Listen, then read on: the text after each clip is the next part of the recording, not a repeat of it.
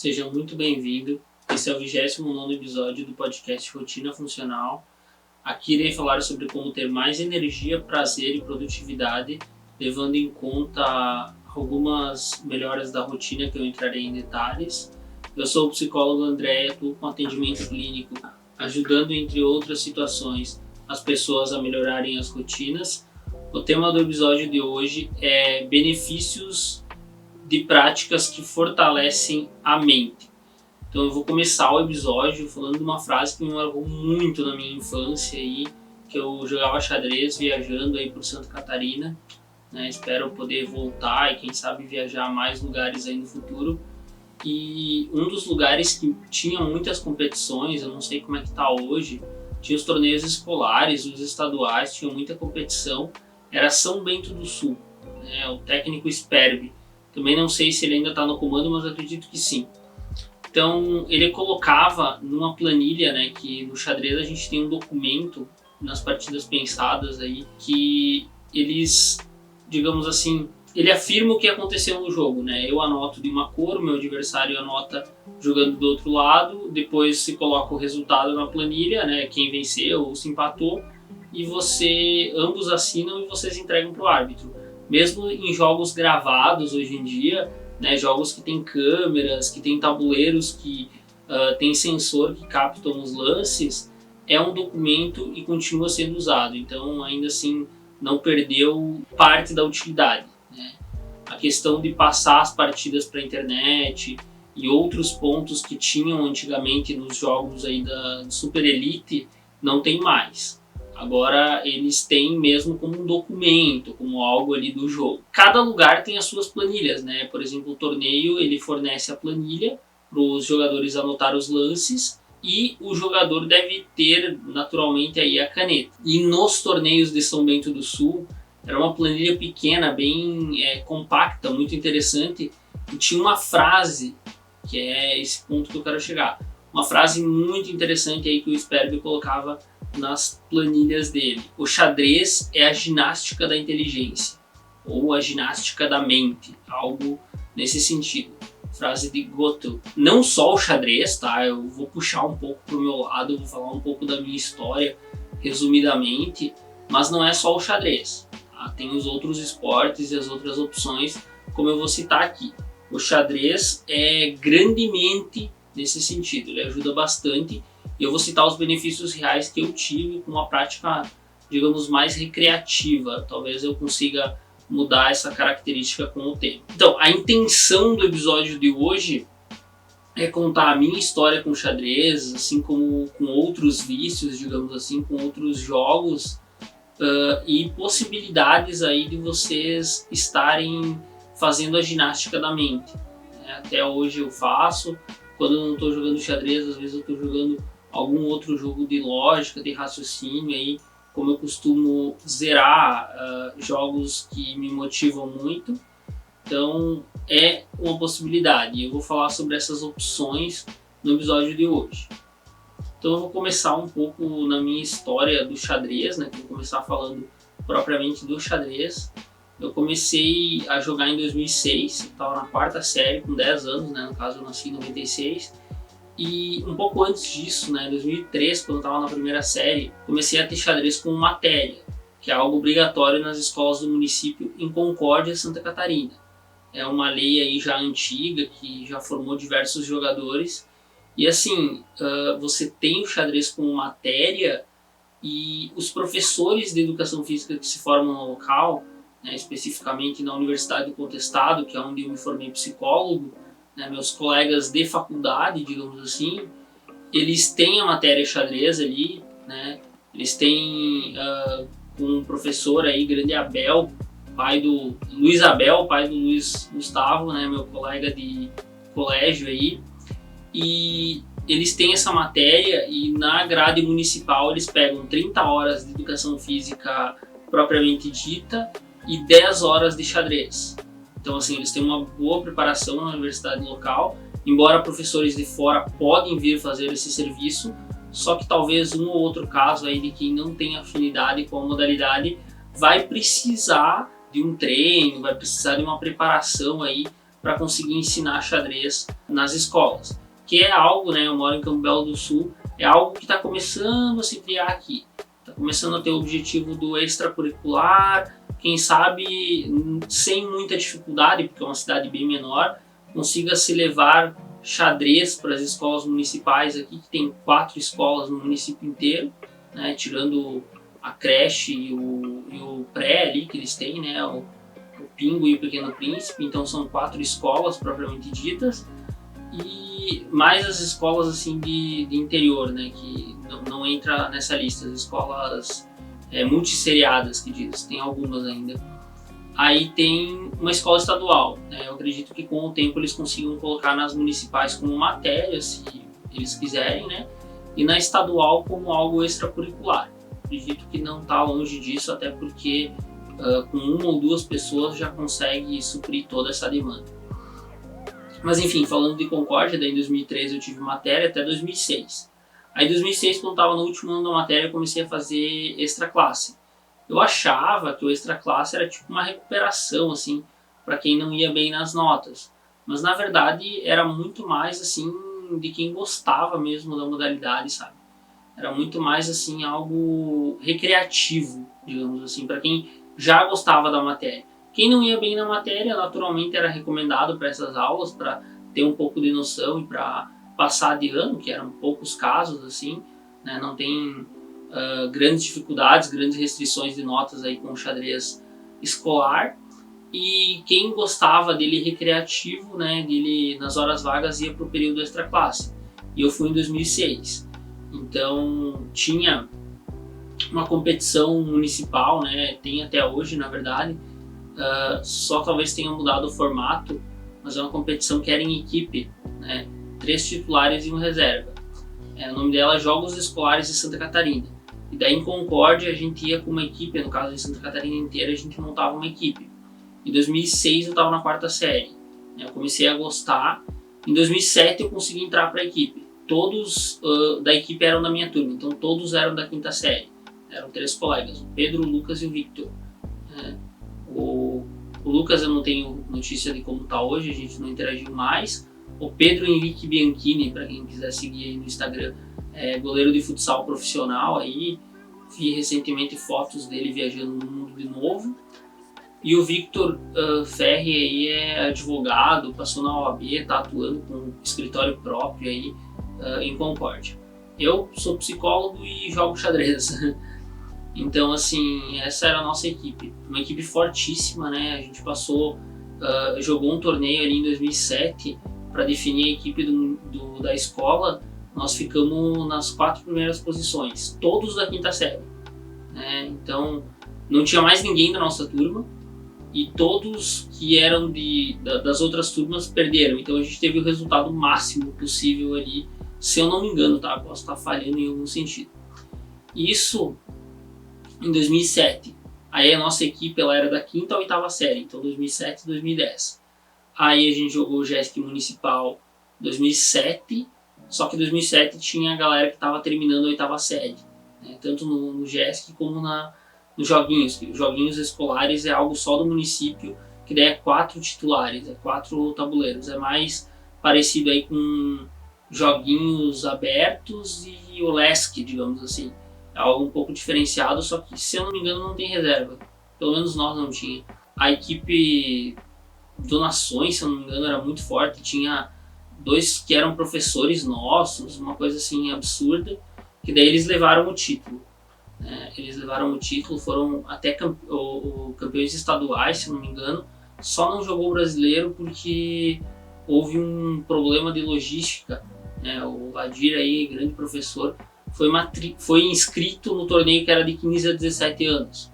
E na verdade ele devia ter sido inscrito no torneio que era de 12 a 14. Daí, por não ter idade, né, não pôde jogar. Então teve um erro na logística aí. E isso em 2007. Né, uma equipe fortíssima, nível estadual, assim, conseguiram ganhar o estadual. Nós estávamos na 5ª série. Aí na 6ª série nós tivemos uma dificuldade aí contra outra equipe de mesmo tamanho, né, uma equipe forte também, que acabou levando a melhor, né, a outra escola. Daí na 7ª série, né, tem o estadual, e daí do estadual passa um para o brasileiro. Na 7ª série a gente conseguiu o título, né, a gente conseguiu o título micro-regional de novo, aí depois na etapa regional oeste a gente jogou mal ali, acabou não passando para estadual, né? No caso eu fui um dos culpados, aí perdi ponto que não era para perder. No ano seguinte, aquele ano ali Freiburgo ganhou, aí no ano seguinte a gente foi para a etapa regional, tinha ali as mesmas equipes, mas nós estava bem forte. Acabou mudando a regra, né? Era 11-14 até 2008, acabou mudando para 12-14, porque Freiburgo tinha um menino da 5ª série, né? Juan Gonçalves, ele é um pouco mais novo que eu, deve jogar bem ainda. Nessa época, eles chegaram na etapa estadual e ele estava, assim, eles não passaram na etapa estadual, mas ele teria chance. E se Freiburgo passasse na etapa estadual, o melhor jogador para jogar o brasileiro tinha 11 anos, o melhor jogador da equipe. Então, o melhor jogador da equipe não poderia jogar o brasileiro. Então, ficaria um pouco, porque graças a ele a equipe teria conseguido a vaga do brasileiro. Então, ficou um pouco estranho, eles acabaram ajustando para 12-14, que hoje em dia seria 7º, 9º ano, ou enfim, né, no ano que completa 14 é o último ano. O ano que faz 15 já é o primeiro do 15-17. Se não mudou as idades, tá, gente? Isso eu tô falando lá de 2008. Aí 2009 para 2010. Aí 2010 a gente chegou na etapa micro-regional, a gente conseguiu boas vitórias ali, um resultado bem sólido. Nós ficamos campeões, Freiburgo em segundo e Lages em terceiro, né? No estadual a gente acabou levando com uma certa facilidade, 8 vitórias e um empate, e o empate foi para garantir o título, tinha que ter sido aí 9 vitórias. E assim, se Lages, né, que ficou em terceiro, na nossa regional, tivesse passado para estadual, talvez eles teriam chances aí na estadual. Então a nossa terceira colocada da nossa região, que naquele ano indica que o que estava forte mesmo era a nossa região. Então, acabei jogando as Olimpíadas, então, né, em 2000. Eu passei no seletivo da equipe e joguei em Fortaleza, como eu já devo ter comentado no canal, as Olimpíadas Escolares Brasileiras em 2010. Eu fui o primeiro concordinense a jogar as Olimpíadas Escolares Brasileiras, o WEB propriamente dita. Antes disso tinha o JEBs, que era Jogos Escolares Brasileiros, que teve representante, né, era o torneio equivalente, né, anterior, digamos assim. E depois de mim teve diversas outras pessoas, né, teve umas 3 ou 4 pessoas logo entre 2011 e 2015, ali teve bastante gente que foi. Então, essa foi a minha época escolar, aí eu tive algum tempo ali de torneios em equipe, universitários e coisa, né, entre 2011, digamos assim, até 2015. 2015 eu tive torneios em equipe. De 2011 a 2015 eu tive torneios em equipe, né, o LESC e joguinhos escolares, né.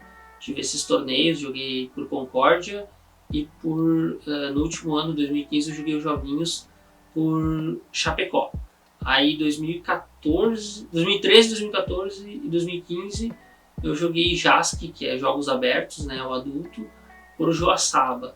Mas aí o tempo que eu joguei universitários e aquela coisa, eu me formei em 2019, então eu joguei de 2015 a 2019, né, 2014 no primeiro ano acabei não jogando, universitários, né, foram torneios assim que eu não tive muito resultado expressivo, tive alguns torneios que eu fui bem na vida, como o Circuito de Lacerdópolis 2011, teve algum outro torneio ali, eu acabei ganhando aquele, tive alguns torneios mais ou menos bons, e isso foi antes da pandemia. Aí, depois que eu me formei, eu joguei alguns torneios só, não muitos, e estourou a pandemia em 2020.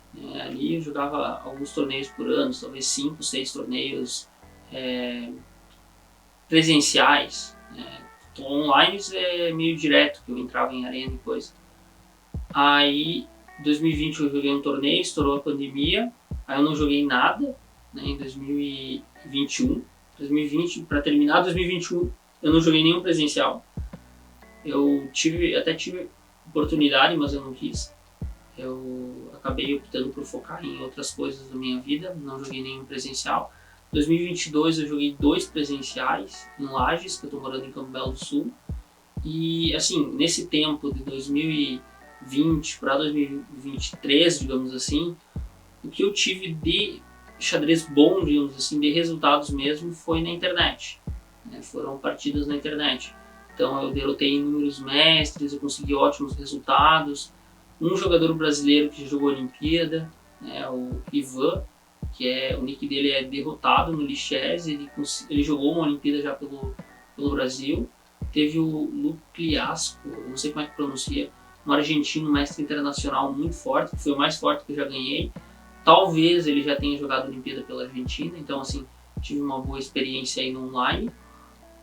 E depois desse tempo, né, digamos assim, eu tive alguns torneios ali que eu conquistei, mas nada muito significativo. Então essa é a minha história no xadrez. Eu não falei tanto da parte técnica do jogo, eu falei um pouco das minhas conquistas, algo mais amador. Agora eu vou falar dos benefícios que o xadrez trouxe para mim. Então eu tive raciocínio lógico, muito. Raciocínio lógico, por exemplo, um exemplo clássico. Em 2010, quando eu estava na 8ª série, aquele ano que eu fui para Fortaleza, nós estávamos em os 4 jogadores da equipe, né, os 4 que iniciaram na equipe estavam. Então, da turma, dos que passaram na Olimpíada de Matemática, os 3 jogadores titulares, os 3 ativos passaram. O Lucas acabou não passando. Isso era a maioria em relação à turma. Então, em 2007, nós passamos em relação às outras turmas para montar a nossa equipe. E em 2010, nós passamos em relação à nossa própria turma na Olimpíada de Matemática. Inclusive, a nota do Victor, se eu não me engano, foi 17 de 20. Assim. Ele quase gabaritou a Olimpíada e bateu a prova com a Olimpíada Escolar Brasileira de Xadrez, no caso aquela de Fortaleza. Então eu acabei não fazendo a segunda etapa. Eu fiz, a minha segunda etapa eu fiz em 2013, no terceirão. Daí eu deixei de jogar um torneio regional para jogar a Olimpíada de Matemática, para fazer a Olimpíada de Matemática. Então ajudou bastante no raciocínio lógico, e ali da equipe praticamente todos passaram, né? Teve todos os titulares, o Lucas já passou anteriormente ou posteriormente, não me recordo agora, mas ele tinha boas notas também. E me ajudou na memorização, no foco, algumas questões de aprendizado relacionados à matemática, relacionados a outras matérias também. Viver no momento presente, que é algo de se concentrar enquanto você faz algo, como eu estou aqui concentrado fazendo esse vídeo. Me ajudou concentração com barulho, saber perder também. Eu não coloquei aqui no roteiro, mas uma coisa que ensina muito é saber perder. A gente aprende muito com os esportes, porque geralmente quando a gente perde na vida a gente não sabe como lidar e tal. O esporte acaba ensinando muito isso. Saber ganhar também é algo extremamente relevante aí. Então, essas são habilidades que o xadrez me deu. E assim, não é porque é o xadrez, tá? Eu tô explicando, tô falando um pouco da minha história de novo, mas vocês têm que entender que tem outras opções que têm efeitos similares. O efeito nunca vai ser idêntico, tá? Não vai ser idêntico no mesmo esporte com um diferente professor. Agora, se forem esportes diferentes, então acaba mudando um pouco da recompensa que a pessoa vai ter, dos benefícios. Mas eles são muito similares, eles são do mesmo grupo, digamos assim. Outras possibilidades que eu vou citar agora, vou citar umas possibilidades mais simples assim para aderir na vida e tudo, né? A questão do baralho, ajuda bastante aí, coloca a mente, coloca a cabeça ativa, é um ótimo passatempo, ajuda bastante. A questão do dominó, é relativamente mais simples, essas duas opções do que o próprio xadrez, elas são interessantes. Até na questão do baralho, por exemplo, do baralho do dominó, eu tenho uma professora que ela faz prova ali do Detran para avaliação psicológica para tirar a carteira de motorista, né? O novo teste, que aperfeiçoou, que antigamente se chamava psicotécnico. E chegam umas pessoas mais de idade para renovar, que provavelmente passam no teste de visão ainda, e vão super bem na parte lógica, na parte da testagem ali. E ela pergunta, mas como que vocês vão bem? Por que vocês vão bem? Aí eles falam, não, a gente joga baralho, cacheta, tem que fazer isso, aquilo, tem que fazer aquele outro, não sei o quê. Mas eu não vou nem te explicar aqui que é muito complicado. Então assim, né? E daí em contrapartida, pessoas que deveriam ter a cabeça mais boa, né, jovens, só que acabam fazendo conta só com a calculadora, acabam tendo alguns prejuízos, não vão bem na prova. Então assim, acaba que tem muito jovem que tu pensa, vai passar fácil, acaba reprovando, e tem muito idoso que tu não dá nada e vai lá e passa super fácil, assim, passa na tranquilidade. Então assim, ajuda, tá? A questão do baralho e do dominó, por exemplo, ajuda bastante. Tem bastante idosos aí que praticam essas modalidades. A outra opção leve, digamos, que eu tenho aqui, é leve porque é mais simples. Mas eu não estou falando que é inferior ou superior. Por exemplo, damas, né? Por exemplo, no xadrez, você precisa calcular poucos lances e calcular bem. Damas é um esporte diferente. Damas você tem que calcular muitas jogadas à frente. Você tem que calcular lá na frente, né? Para ver se você consegue ou não ganhar o jogo. Então, é outro padrão aí que a gente tá tendo. E aqui eu me refiro a damas 8x8, tá? Ela tem a damas no tabuleiro de xadrez ou menor. Tem damas aí maiores que eu considero daí um pouco mais complexo. Então tem outros esportes, né, que são do nível do xadrez, ou como no caso do Go, até mais complexo que no xadrez. Então, pôquer, né, pôquer é mais que baralho, porque o número de possibilidades dentro do pôquer ele é infinitamente maior do que um simples truco, por exemplo. Truco tu vai ter ali 40, 50 mil possibilidades. No pôquer tu vai ter centenas de milhares de possibilidades. Porque no truco, por exemplo, você tem 3 folhas na mão e uma vira. E aquilo vai te dar poder e você vai ter algumas possibilidades ali de jogada. No pôquer, você vai ter 2 folhas na mão, 5 folhas vão virar, não tudo de uma vez, né, em forma gradativa, né, começa sem nenhuma virada até ter todas viradas, e todos os adversários vão ter 2 cartas também, no pôquer na modalidade que eu conheço, né, acredito que na mais jogada. Então assim, é outro padrão. Quando você está nesse padrão, você tem, por exemplo, que fazer a combinação de 5 cartas.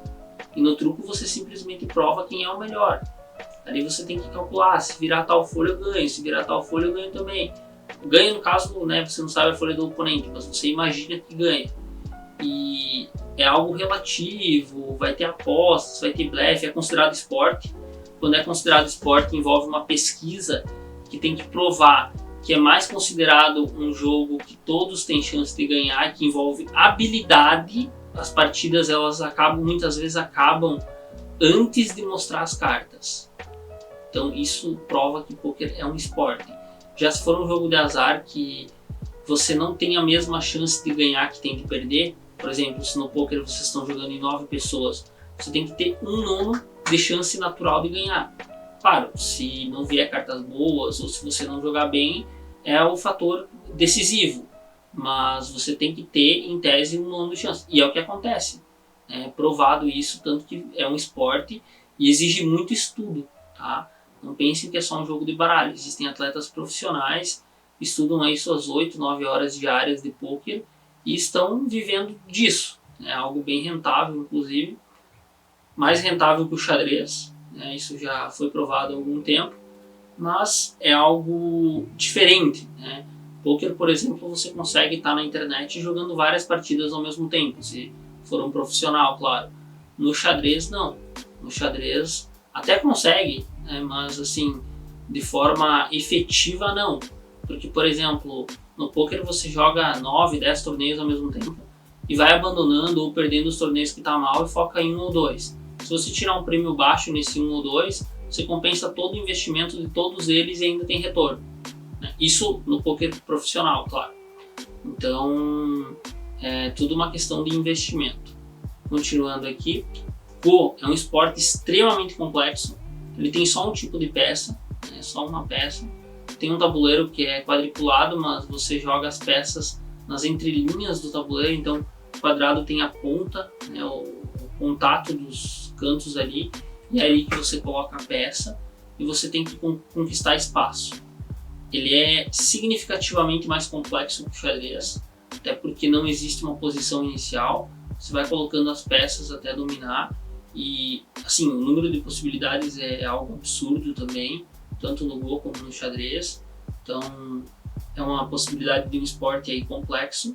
E eu deixei damas 10x10, ou enfim, alguma damas maior. Tem Chogi também, que é o xadrez chinês, que eu não anotei aqui. Tem outras modalidades aí que são extremamente interessantes para quem gosta de algo mais refinado. Então, se você gosta de algo mais refinado, tem essas possibilidades aqui.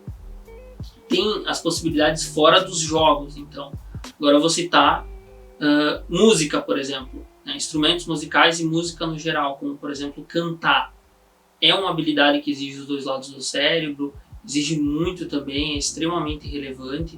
Piano, por exemplo, exige uma coordenação absurda que a pessoa precisa ter, é algo bem relevante. Interpretação de papéis, como atuar, né? No sentido de artes cênicas, de ator e atriz. Exige também muito, assim, a pessoa precisa mudar de expressão muito rápido, mudar a fala muito rápido. Tá rindo, de repente tá chorando, de repente tá falando. E assim, é algo que exige bastante também. Não é uma coisa fácil, tá, gente? Pra quem assiste um filme e acha que o roteiro é que nem o desse podcast, tá muito enganado. O roteiro é milimetricamente desenhado. Você tem que desenhar toda a parte do cenário, você tem que desenhar cada fala, toda a estrutura, todas as reações. É muito grande, muito complexo. Eu vi alguns documentários já sobre organização de séries e coisa, e é algo absurdo, tá? Então, não pensem que é uma coisa simples. Uma coisa que é tão complexo fazer o roteiro e tão ou mais complexo, não sei, atuar.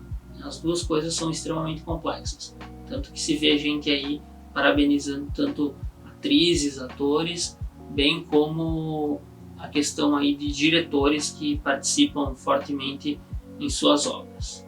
Então tem a outra parte aí de fortalecer a mente, né, de ginástica da mente, é resolução de problemas lógicos, quebra-cabeças, puzzles, né, que é quebra-cabeças, mas eu gosto dessa terminologia separada, porque, por exemplo, quebra-cabeça me remete, né, pelo menos na minha cabeça, àquele negócio que você tem que encontrar as peças e juntar, né. Puzzles, para mim, já é problema que tem que ser resolvido. Por exemplo, um puzzle de xadrez é algo ali que tem uma solução e você precisa encontrar. Jogos de celular com esse intuito no geral. Então, problemas lógicos, por exemplo, pode ser tanto questões de raciocínio lógico, né?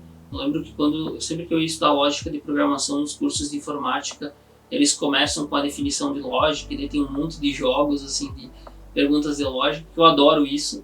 Quando eu ia fazer a Olimpíada de Matemática, eu gostava de estudar problemas de lógica e analisar e tal. Eu sempre tive esse interesse, assim, essa quedinha. Tem jogos, então, de celular que eu gosto bastante, aí, jogos de lógica, como, por exemplo, Mind Games, que é, em português, jogos mentais. É um quadradinho marrom, se não mudou nada, esse ainda existe. Esse foi o que eu mais gostei, eu praticamente zerei. Teve uma ou duas fases que eu não consegui.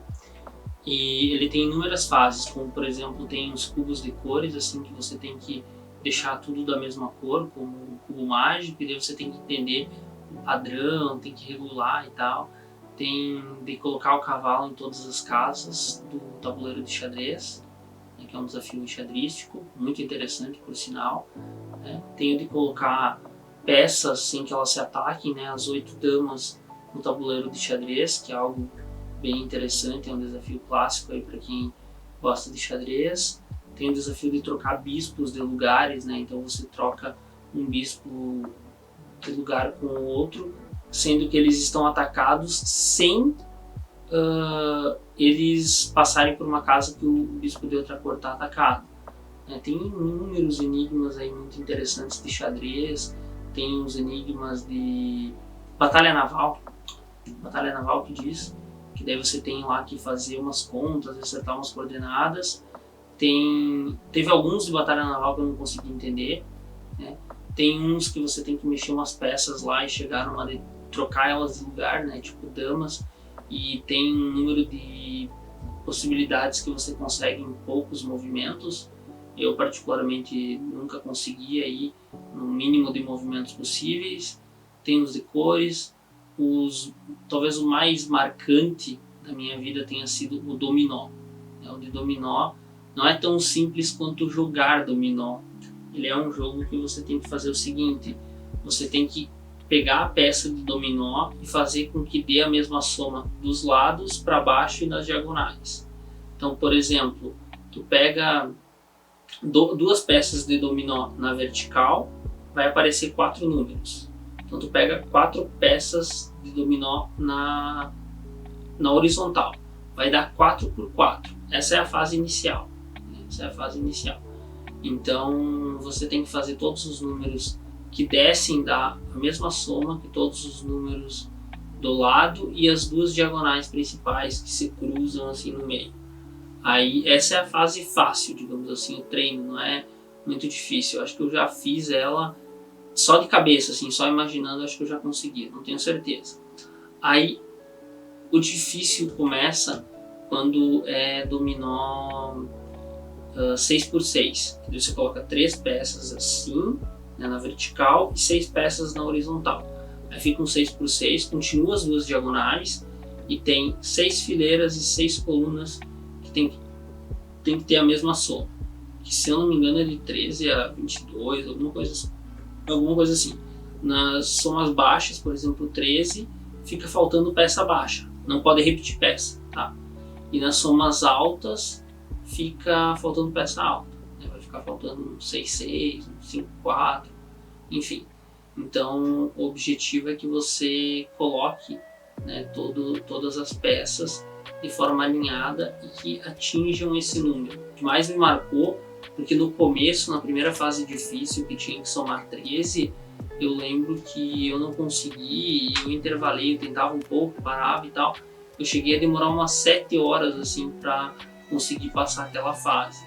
E é algo que me marcou muito, assim, porque é uma fase extremamente complexa, que exige muito da nossa cabeça e, enfim, né, foi uma das fases. Aí tem um outro aplicativo que eu gosto de jogos mentais, não lembro, é raciocínio lógico, um cérebrozinho com um quebra-cabeçazinho na cabeça. Ele tem 6 jogos dentro que são bem interessantes. Tem a linha reta, que é o meu favorito, né, que você tem que terminar tudo com uma linha reta sem usar diagonal. Tem um de conta, você tem que fazer tudo ali, terminar soltando os números que tem as contas. Tem um de estar soltando aí logística, né? Você faz uma logística, tem até um número mínimo de jogadas. Tem um de negociação lá, que é complexo assim para explicar agora. Tem aquele dos carros que eu falei, que às vezes é carro, às vezes é bloco, que você tem que tirar para fora. E tem o Sudoku, né? Não sei como é que pronuncia aí, que é muito interessante também. Então era isso que eu tinha para hoje. Avalie o vídeo, deixe o seu comentário e tem na descrição as minhas redes sociais, incluindo o Telegram, que tem conteúdo aí toda semana, e aviso quando posto vídeos novos, juntamente com o formulário para fixação de conteúdos. Então é isso aí, galera. Valeu e até a próxima.